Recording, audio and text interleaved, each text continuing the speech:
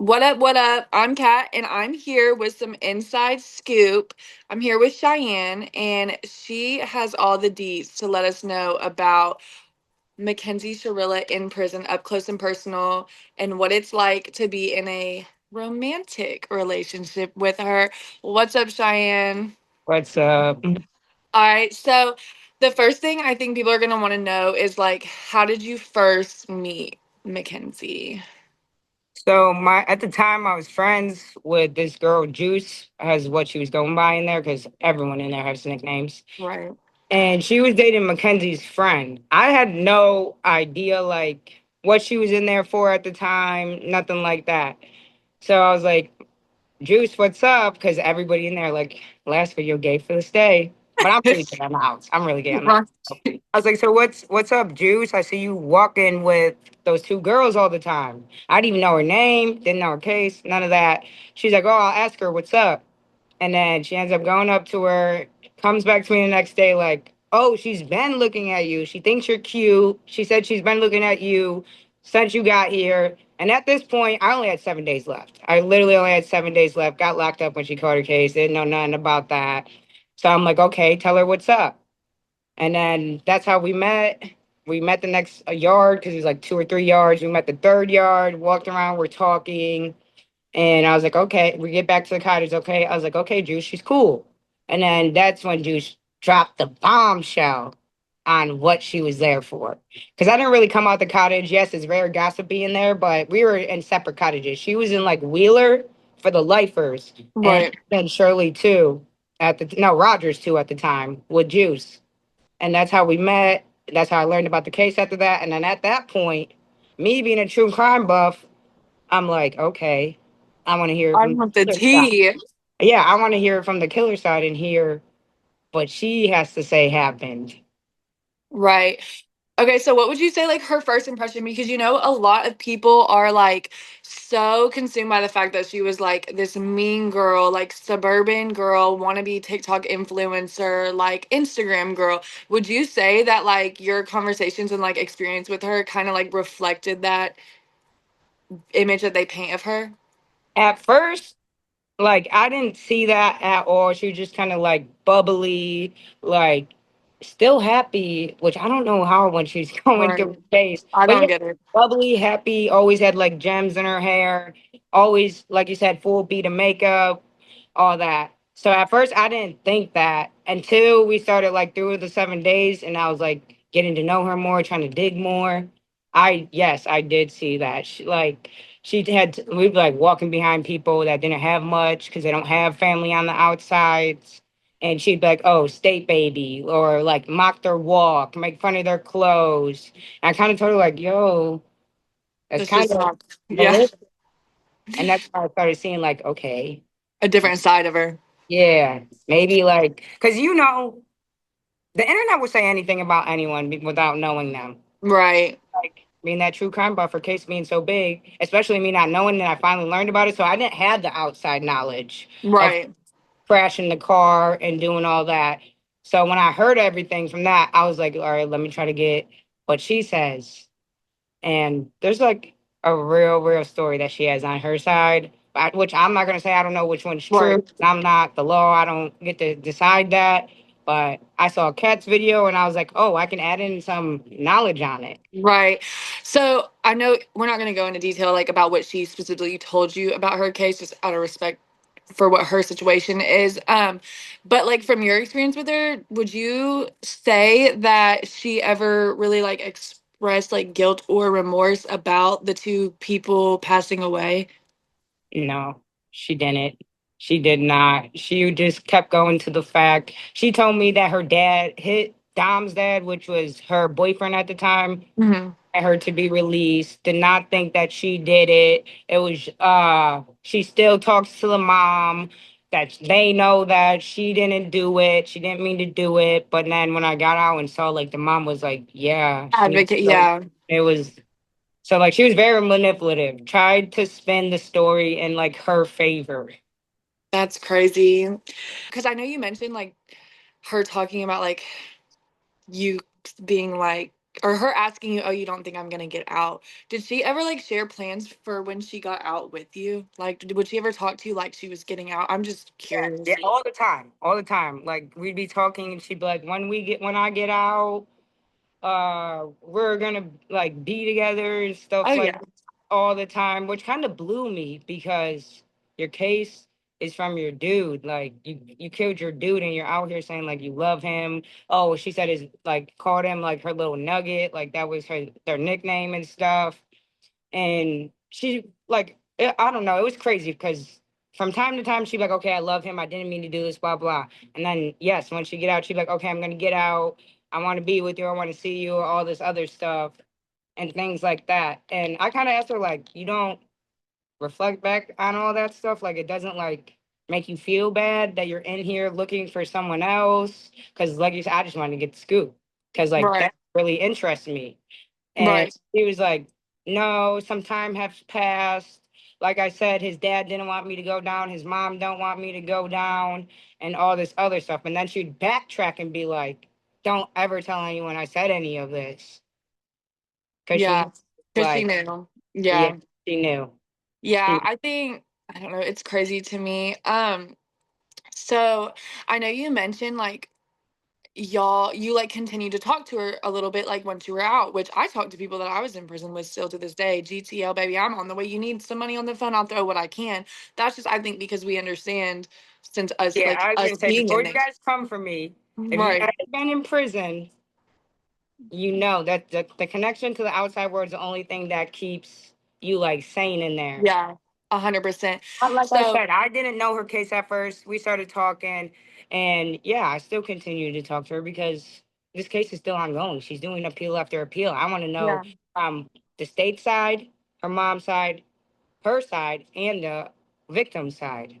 And I'm sure it's like crazy like getting out from there and seeing like everything, like the more in detail stuff about her case from other perspectives, because all you really had was her perspective, and Yeah, she could make it seem she like also told me like her lawyer was going through the car and saying that it malfunctioned. The car that she drove has had recalls. histories of yes recalls and malfunctions and all that. That's what she was telling me in there. So for me, I'm thinking like before I saw her like how she was acting with the people walking and stuff. I'm like, oh my god, I kind of feel bad for this girl. Like that did happen. She lost her boyfriend, and she's about to spend her life in Right. prison.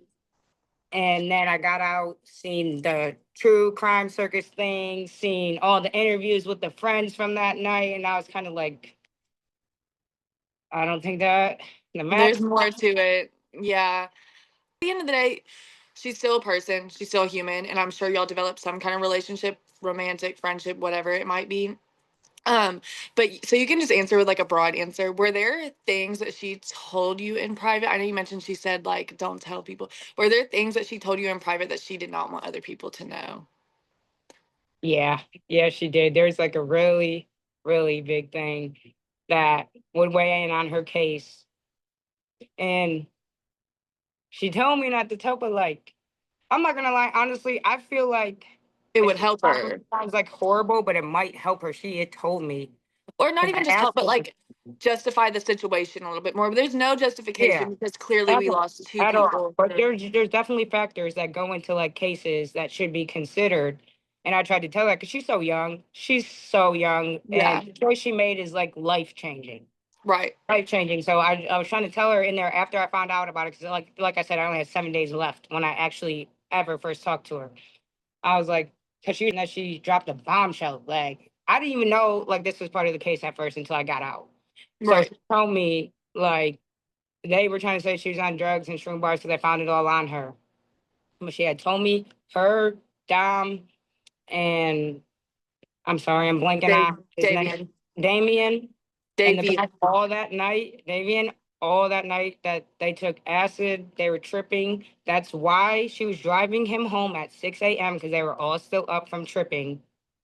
But she does not want the police to know that. But I feel like if she told them that, it would weigh in on her case, like you're on a mind altering drug. Right. Kids are, I mean, like, I know, not even kids, grown people, we are stupid and we, experiment, especially like in high school, senior, junior year. You experiment. I definitely have my fair share of Best friend, and I'm, I'm lucky. me too. Like if you guys dig into my background while I was there for trafficking. So Yeah.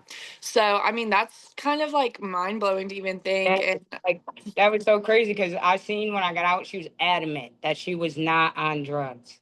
And then when she told me that in there, like I was just kind of like, hey, like pass that on to your lawyer because at the time I'm only having her side. You can't see none of that news from prison. They don't post nobody's right, case or nothing, anything on there, so you can't really see that. So I'm coming from her side, and I'm just like, tell them that. Like I'm not saying that's gonna get you off or that's gonna get you out or like you said, justify it. right. Definitely play a role in the case. Yeah.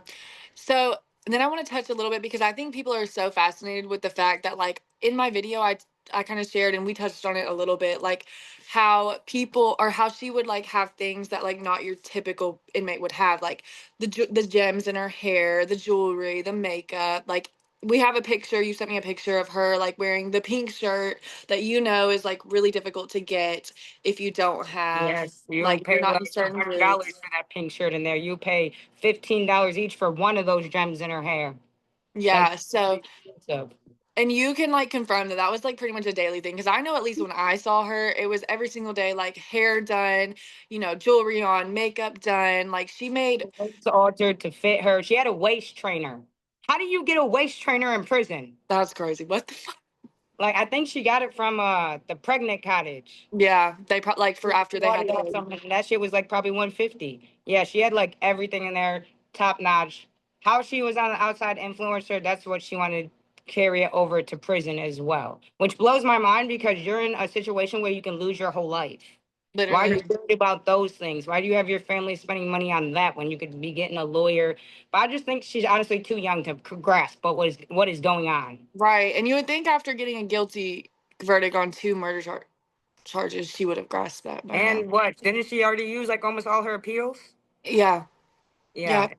it's insane. I think she's just too young to grasp what is going on. Yeah. It's crazy. People are so consumed with her mom. And I know a lot that her mom was super like kind of made it like a cupcake cupcake camp for Yeah. her in there, like very cushiony. She had everything like that we could have and more in prison. Would you say her mom was the only one taking care of her while she was in prison? Or I genuinely want to know, and this might be more for my like personal knowledge or and people might want to know too. Was she on any of the sugar daddy websites? Did she have prison sugar Yeah, she daddies? was. She was. So She she was was on on. sugar daddy websites. She got her incomes through a couple ways. She sugar daddies 100% was sending her money. Her mom was sending her money, and then like you said, she would do her little hustle with the shoes, the cups, Yeah, and making like little bracelets and stuff. But yeah, she did have sugar daddies in there. good to know. So still in there, still manipulating people from the outside, from Yeah, the inside to the outside.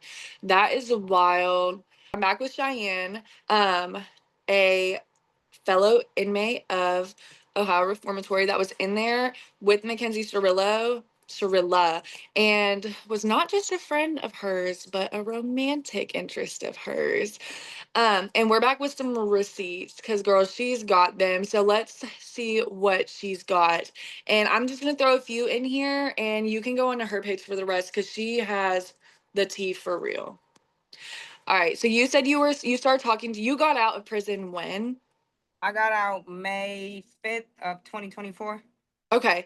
And you started messaging her from the GTL app, which is the tablets that like that. This is how you contact um inmates in prison on the tablets. It's the GTL Getting Out app. And you started messaging her pretty soon after you got out, right? Yeah, it's like a day after I got out. I added her on there and she texted me. Okay. So she sent you pictures and what would she talk to you about? Like I'm sure it's like a totally different vibe like from talking to her like in there than you being free. Did she ever get like jealous maybe or like concerned about like what you were doing in the free world while she was in there? Yeah, she did. She would like text me like, "Why aren't you calling me? You said you were gonna call me in there," which I did chat with her a little bit because, like I'm saying, like from an inmate person, like point of view, you really Yeah. need someone in there. You really need someone there. It's so lonely, like hateful, like everything in there. You're in the lowest place of your life. But that's when I got out and kind of started seeing. her case more. And that's when I And was like kind change of your backing perspective a little. away. I would like text her back once or twice because, like I said, I know how it feels.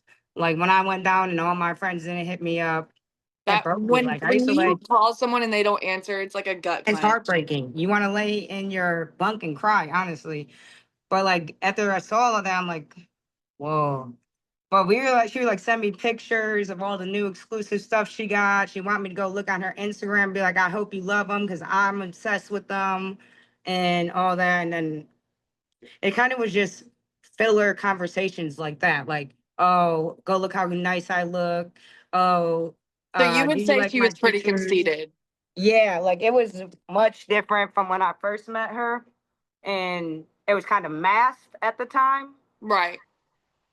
So I was trying to like lean away from talking to her because I felt bad, but it was kind of hard too because, like you said, being an inmate, you know how Yeah. it feels. And I was just trying to consider both sides because sometimes the law does get it wrong. But when I Right. started seeing all the evidence adding up, it kind of like had to back up because how could All you right. do? So, All right, so there's like this picture on her Instagram, or I don't know if it's still there or not, because her mom's like running it at this time. mhm. She was wearing this green dress to prom. She had told me the story about it. And she's like, you see that picture of me wearing that green dress? And I'm like, yeah. She's like, that day, some fat, hating, weird leap came in the bathroom, was like, you look like a big green piece of asparagus. So she said she grabbed her chest and twisted. Oh my God. Like a Why we gotta twisted. restart? I couldn't laugh. I could not laugh. She said she What? That is crazy. when I tell you she was telling me everything in there, I'm like, this girl is insane.